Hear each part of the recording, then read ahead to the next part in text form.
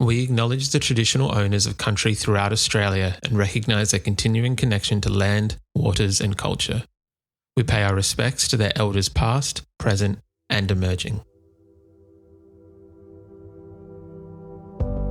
Welcome to This Song Is Yours, the podcast where we dive into the craft of songwriting, celebrate the artists behind the music and explore the stories that bring their songs to life. I'm your host, Simon Fink, and as always, thank you for joining us. Our guest today on the podcast is alternative pop polymath Sasami. The Korean-American songwriter, producer, and multi-instrumentalist is a true musical chameleon, seamlessly shifting between heavy metal, industrial, folk ballads, alt-pop, every kind of genre. She has covered it and made it her own. Now, before going solo, she was a member of indie rock staple Cherry Glazerr and has since toured with artists like Mitski, Soccer Mummy, and Snail Mail, further cementing her place in the alternative music landscape. Today, she's releasing her most pop-focused record yet. It's her third studio album, Blood on the Silver Screen. Wanting to make a bold pop statement, she takes big swings with this record, enlisting Rostam for part of the production duties and bringing in Clairo for a stunning feature on this record. Now, in today's episode, we chat with Sasami about stepping into the world of pop and the expectations that come with making such a sonic shift. We talk about how embracing pop music was actually the punkest move that she could make, moving further away from her classical music roots. We also discuss the differing production styles of Jenn Decilveo and Rostam and whether we'll see her on Australian shores maybe later this year. We want to say a huge thank you to Lucy and Tom for their help with today's episode. Blood on the Silver Screen is out right now, and you can find links in the show notes on where you can purchase the record, stream it, and follow Sasami across her socials. While you're there, follow us across our socials and subscribe to this very podcast. We've already had some incredible guests this year, including Mogwai, The Wombats, Slowly Slowly, Sharon Van Etten, and more. So subscribing ensures that you stay up to date when new episodes drop. Now let's get into it. Here is our conversation with Sasami. Take me back to the open road where the wind can blow in my hair and the sun can kiss my face. I need to feel alive. Please welcome to This Song Is Yours, Sasami. Hello there. How are we? Good. How are you doing? Doing very well, thank you. Thank you so much for coming onto the podcast to have a chat with us today about this brand new record of yours. Of course, it's my pleasure. I've been to Australia a couple times, so I've got some friends in the community over there. I was going to, at a later stage, touch on your last visit to us here in Australia and possibly a future one, but we'll save that to the end. I do want to get into the record and why you might be coming to visit us. It is a brand new full-length album from yourself. It's Blood on the Silver Screen. It is out this week when people are listening to our chat. Firstly, congratulations on this stunning record. How are you feeling with it out now, coming out to people to be able to listen around the world? Oh, it's so exciting. It's like having a child or something. Like the gestational period is so long between when you write the songs and record them and then when they actually are released into the world, especially when you're talking about a full album. So I've been sitting on them for so long. I'm just excited for people to hear them. And also I think there's a lot of kind of strong songs that could have been singles on the album, but there's only so many songs that can be singles. So there's a lot of songs that I'm really proud of that have only now just been released. So I'm excited about that. It is a fantastic record. Do you find that when you are, as you said, the gestational period is something that a lot of artists go through, sometimes for years, where they're just kind of sitting on this collection of songs. Do you find that they possibly change their meaning, or that your relationship with them changes from the second that they leave your hands and go into that other kind of period of time, I guess, in terms of going through all the label things, the mixing, the mastering, other bits and pieces like that? Do songs for you change? I mean, I think I go through phases with my songs where it's like clothing items or something. You're like really, really excited when you buy it. And then later you're like, actually, do I like how this looks on me? And then years later you find in the back of your closet and you're like, oh my God, this is amazing. Why do I never wear that? I kind of feel like that about my songs sometimes, like my first and my second record. I'm always like really excited right when I write it. And then it's like, an extreme struggle to manifest it into its final version. And then once you do that, then you have to go through the process of mixing and mastering, in which you're like looking at it with a like microscope, and you've kind of lost the plot of the greater, you know, spirit of it sometimes. And then you get excited again when it comes out. And then when you have to perform it, you have your own insecurities about performing it live, blah, blah. So I think my relationships with the songs change all the time. I think that's totally fair. I imagine that, yeah, as each different part of life moves around us in everyone's life, I imagine that the songs sometimes do take on different meanings, or as you said, they kind of take on different excitements or different perspectives. This collection of songs, however, on this brand new album, it is a stunning album. Again, congratulations on this record. Thank you. I know that it's a bit of I want to say it's not a complete left turn. It is still very much a Sasami record, but this one is maybe your most concentrated, your most like purest essence of Sasami, if you will, in terms of I guess putting everything into this record from what I've read.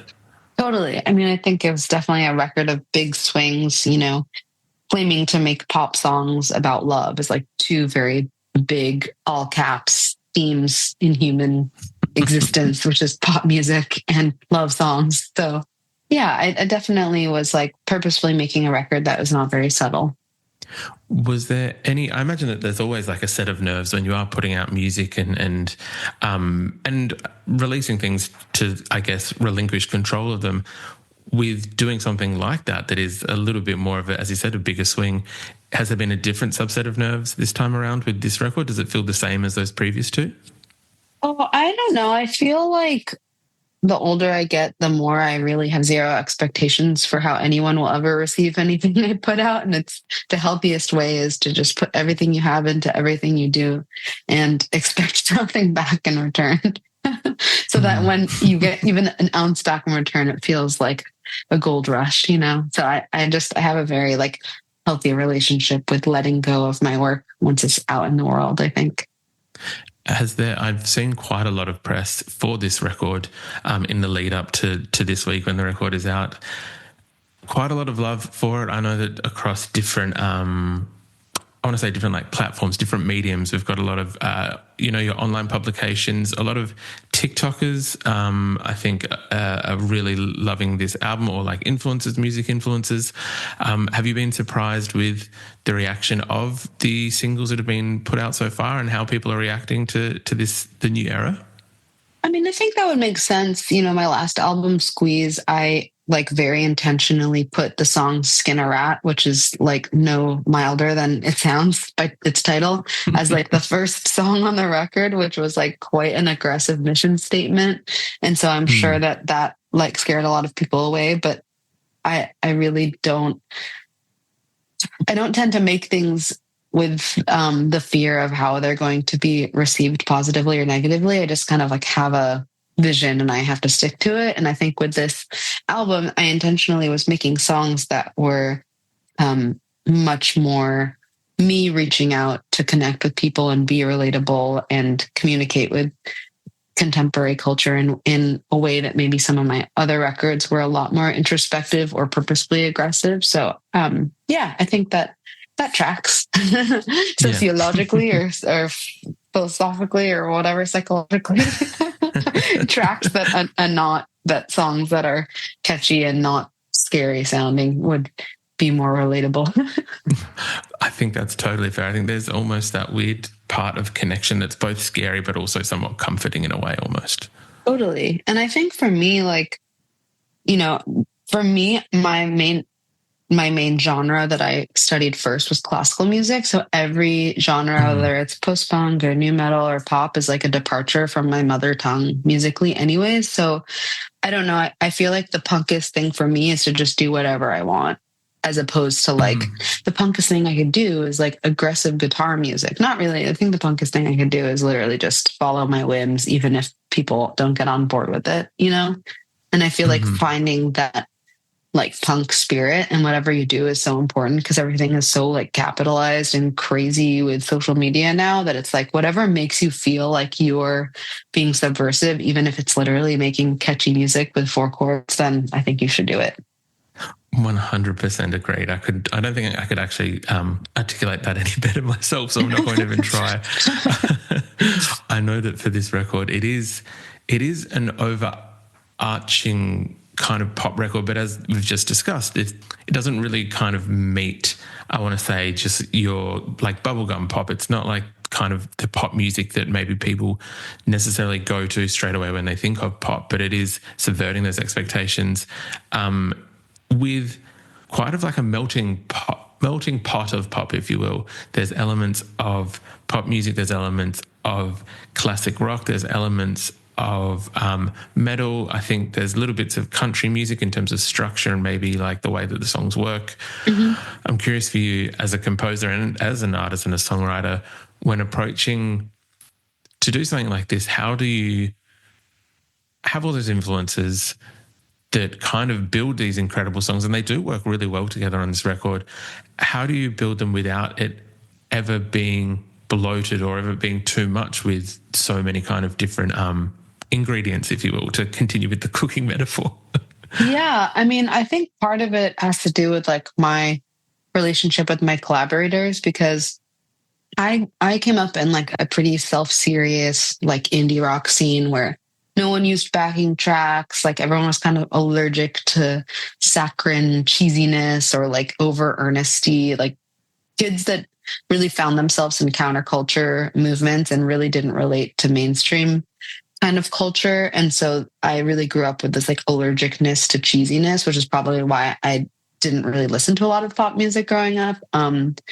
But because of that, I think sometimes, especially in the past, it was really hard for me to write things that maybe actually is really relatable. But to me, I would get insecure about them being like too on the nose or something like that. So I was intentionally kind of picking collaborators that I think would balance out my oversensitivity to that. Like Jenn Decilveo, who co-produced most of the record with me, she works with like Demi Lovato and Miley Cyrus, and she's not afraid to make like super shiny pop music that, you know, that I might consider to be kind of saccharine or on the nose. And so my sensibility and her sensibility, while like sometimes at odds with each other, I think balanced each other really well.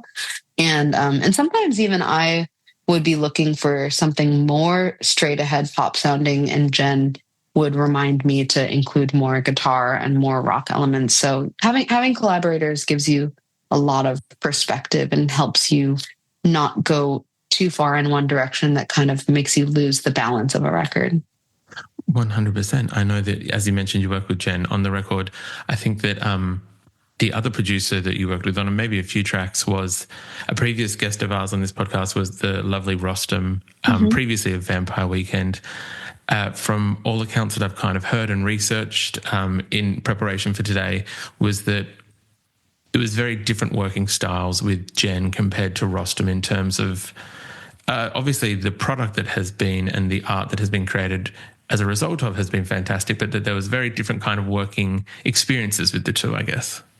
Yeah, I mean, when I worked with Rostam, I was working on like basically the first two demos that I had for the record, and I was kind of more figuring out like, because, you know, I was really studying pop songwriting in the process of making this record. I really like learning new things as I'm working on them, as opposed to like mastering something and making many records in that style. I'm like very much a jack of all trades, master of none type of musician, for better or worse. I just have like musical ADHD, and I like always want to be learning new things.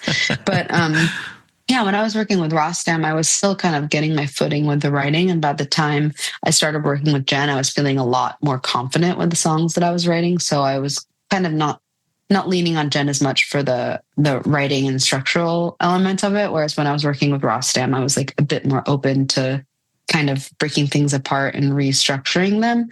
And also Jen and Rostam are just completely different producers. Like Rostam definitely pushed more like classical elements, because he and I both studied composition and we both studied music. So I think we both kind of got inspired by each other's fluency in those kind of worlds. And In Love with the Memory definitely taps into that musical language. Whereas working with Jen, like I just think Jen is such an intuitive and incredible producer that it's not always as like literal as tapping into scales or chord progressions or whatever. She just is a really emotional producer and is so good at creating sounds that build the emotional like narrative of a song. So really, really different approaches. I can very much appreciate that, and obviously it has worked having those kind of dueling approaches in what it has created. I'm curious. I know that you said just then that you kind of were studying the art of pop music and popular music. Did you find that? I guess, was there a through line that you discovered in terms of looking at all the ways that popular music works and breaking it apart, and obviously then applying it to your project? Was there ever kind of like a trend or a through line that you found throughout all of that time? I kind of feel like, and I'm just saying this out loud as I'm processing it, but I feel like we don't ever actually know anything. We just like feel like we know something at a certain point, if that makes sense. Mm-hmm. And I feel like there are like certain technical elements of pop songwriting and like production elements and like rhythmic and like theoretical elements of pop and cultural elements of pop that I was starting to see a pattern of in different songs, like that you would consider pop music, even if it might be like Pulp or Michael Jackson or Katy Perry or Beyonce or System of a Down. There's like things that make them pop music, even if they're so disparate. And so I feel like I was starting to like see some sort of through line and understand it in the way that if you just kind of spend a lot of hours focusing on anything, you kind of glean these nuanced little things. So I was just listening to like so much pop music constantly, just filling my algorithm with that and just trying to understand, what makes a song kind of catchy to the human ear. I think that has worked quite a lot across this record. There are hooks that never, they're never too saccharine. They're never too kind of like, I feel like there's a number of songs in the pop stratosphere that almost hit you over the face with how the hook has been, I guess, created or composed. And I think that across this record, across Blood on the Silver Screen, that it's always subtle. There are some great hooks on here, but it never overwhelms you. I think it does it in such a beautiful way. I was hoping to talk about, if I might be so selfish, to maybe talk about one of my favorite tracks on the record. Sure, of course. I really loved initially, and I was going to bring up Honey Crash, because that was one of the first singles that I heard, and it was one that I've kind of had on repeat. And then being very lucky enough to listen to the album before it has come out, there was one track that I just kind of kept returning to. I'm hoping that you'll indulge me in talking about, The Seed, which was the final track on the record.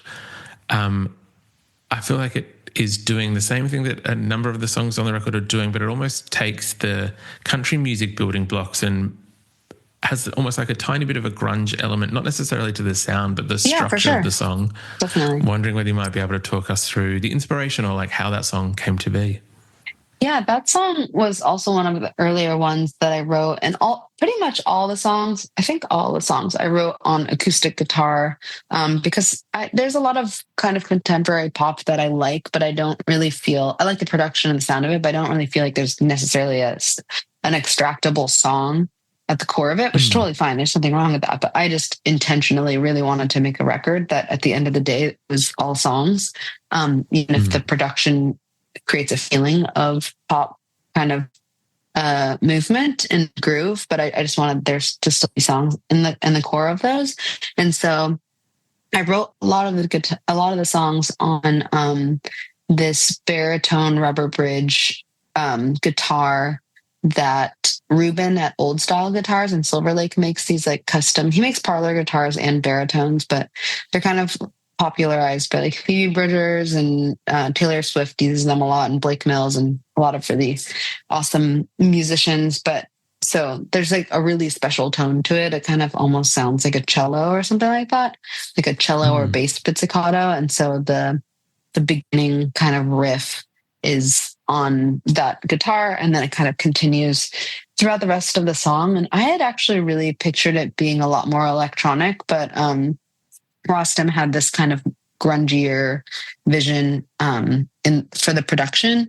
So I kind of was following his lead on some of the production, the like heavier rock elements. Because again, when I was going into this record, I was really thinking of making more pop electronic songs.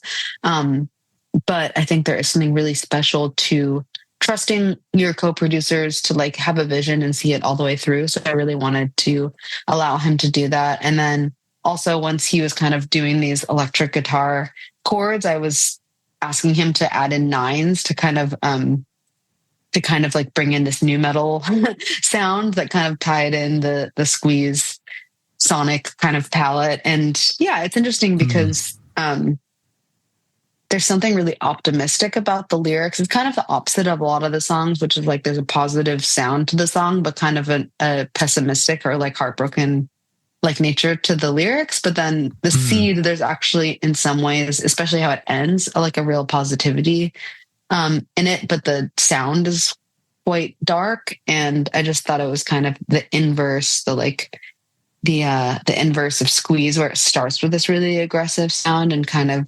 gets more sentimental near the end, and then Blood on the Silver Screen kind of starts sentimental and relatable and ends a bit more heavy. I love that. Thank you very much for sharing that. It is a fantastic track. And as you said, it is kind of somewhat different from the other tracks on the record, but still definitely fits as like a cohesive piece. Wondering for yourself, I know that there's a number of tour dates, I believe, across the US in the coming months. Is there a certain track on the record? Obviously, we don't pay favorites and would never want to put that on you, but is there a certain track on the record that you're looking forward to debuting or putting it out into the live arena and having kind of a play around with how it works and the arrangement and things like that? Yeah, the interlude Smoke and the song Nothing But a Sad Face On are the kind of first time that I'm bringing a French horn on tour. And so I'm excited to kind of include that sonic world in the show because it's kind of exciting. A lot of people see guitars and drums and synths, but not a lot of French horn in the rock world, in the indie pop world. So yeah, every time I've been like testing out the set and bringing the French horn on stage, people feel very like kind of transported to another place. So it's been fun to bring that instrument, which is kind of like my home base on tour. I've just always been afraid of getting my horn broken because it's such a delicate instrument, but I've kind of reached the point in my life where I'm like, it's worth taking risks to put on a better show and to connect with people in this way. So, and it's totally fine. I have a good case for it. I love that though. I think that would be a really special moment in the show. I know earlier in the interview, you referred to it almost as your mother tongue. Do you remember the point of going from being classically trained to finding songwriting and I guess transitioning into that world of writing your own music and composing? Yeah. I went to Eastman School of Music, which is a classical and jazz conservatory. And when I got there, my dad, who was a public high school teacher, like really forced me to add a music education degree as like a second degree. And so I was taking music ed, and one of the like first important classes of that major is Jazz 101, which is an improv class. And as a classical musician, you're never really required to improvise. You just play what's on your sheet music, and you're kind of creating this sound that has already been composed by the composer, and that kind of fits into this puzzle of the whole orchestra. And so being in this improv class, even though we're literally like playing recorders or like rearranging the notes of Hot Cross Bun on our instruments, it felt so like kind of scary and exciting to have to create your own melodies. And it really like awoken something in me that I had never felt before, just being asked to improvise and write my own melodies. And so as I got into that, even when I was still in school, I started getting into guitar. When I was a kid, I took piano lessons, and I actually did take acoustic guitar lessons. Not that I kept up with it, but so I had interest from a young age in guitar music. But when I moved back to Los Angeles after going to conservatory, my little brother Juju, who had a band called Froth, he was really ingrained in the like Echo Park psych rock music scene. And so I started hanging out with him a lot and a lot of his friends. And then I started picking up bass and guitar and joining bands and doing little tours. And then from that point, I joined Cherry Glazer. And I was also working with Nate Walcott, who is in Bright Eyes, and he does a lot of film scores and a lot of like orchestral or chamber arrangements for different artists. And I was assisting him and just starting to like understand this, like bridging this gap between all of my musical knowledge and then this kind of more contemporary music scene. And so eventually it took me a really long time to feel confident enough to write my own music. But I guess in 2017, I started writing my own songs and have not stopped. I absolutely love that, though. It sounds like there's obviously been a number of different influences that have gotten you to the point where you are, which I think is really kind of exciting, but also reflected in the music. I don't think that the music is just kind of this one avenue of certain sounds. I think that what has worked well for both this record, Blood on the Silver Screen, and previous records is that it is like this interesting kind of meeting of different sounds and sonic textures. So I'm really excited to see how these live shows go for you in support of the record. At the top of the conversation, we did kind of mention Australia. I know that it has been a little while, I think, in my research, and please correct me if I'm wrong, the last tour down here was, I think, pre-pandemic in 2019. Yeah, I think it was either right at the end of 2019 or even the beginning of 2020. I remember I was opening for Spacey Jane on tour. And it was literally right before the pandemic. And I just can't remember if it was the end of the year or the beginning of 2020, but it was pretty much as late as you could tour before everything shut down. Probably not the best time to be touring in terms of the pressures of, getting home and a global pandemic, which we all know how that played out. For sure. Curious as to know whether we might see you at some point this year back down in Australia in support of the record, playing some shows. Yeah, I'm definitely hoping so. I just kind of do what people tell me what to do. I'm just sitting over here learning acoustic guitar covers, waiting for someone to tell me I have to fly to another country at some point. So fingers crossed. Look, hopefully that helps. Hopefully us just we'll put it out into the universe and manifest it. Hopefully Please see do. you down here in Australia playing some songs for us in support of the record. Sasami, what we usually do to wrap things up, we ask, I guess, what they're currently listening to for yourself. Is there anything that's currently on high rotation? Oh my gosh, there's so much stuff. I'm like one of those people that can never have silence. Otherwise my brain just starts going to dark or just spirally places. So I listen to music constantly. But I've been listening to the new Dora Jar record a lot. I've been listening to, I always listen to Dirty Projectors, like every era of that music. I've been listening to a lot of Sun Ra, a lot of jazz, a lot of podcasts actually too, but that's not music. I've been listening to Big Star. I don't know. I just listen to literally everything. I love that, though. I think that's kind of nice and healthy to be able to have, different bits and pieces that you're pulling from. You don't eat the same meal every day. Why would you listen to the same genre of music or artist every day, all the time? So I think very eclectic mix. I kind of love the Dora Jar, also mixed with Big Star as well. Not to rhyme then, that was unintentional. But I think that's fantastic. Sasami, thank you so much for coming onto the podcast and chatting to us about this brand new record of yours. It is called Blood on the Silver Screen. It's out this week when people are listening to our chat. And we'll make sure that there are links in the show notes for people to buy the record, see you on tour, follow you on socials, all those fun things. But thank you again for coming to chat with us. Thank you so much. Have a good night, day. What time is it there?